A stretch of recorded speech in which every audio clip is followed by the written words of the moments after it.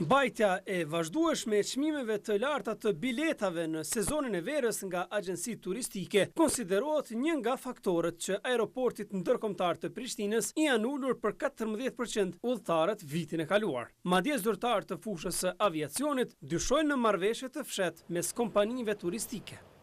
Shumtën e vitit ka bileta mjaft të lira.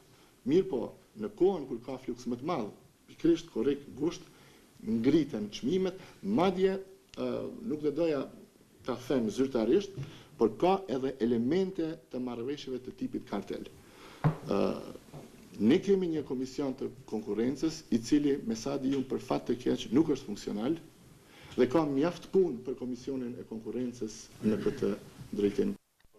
Këto pohime u bën në mbledhjen e Komisionit për Zhvillim Ekonomik, ku parashtruan një numër i madh i pyetjeve nga anëtarët e komisionit pas dorëzimit të raportit vjetor të këtij autoriteti. Ata kanë thënë se situata me udhëtarët është përmirësuar gjatë 3 muajve të parë të këtij viti, por probleme të mëdha po paraqet Maqedonia, e cila po subvencionon udhëtarët. Ne shpresojmë që Komisioni Evropian, konkretisht DG Competition, do dalë me një vendim me të cilin këto subvencione do të shpallen të paligjshme dhe do të merren masat për të garantuar konkurrencën e lirë midis aeroportit të Prishtinës dhe aeroportit të Shkupit.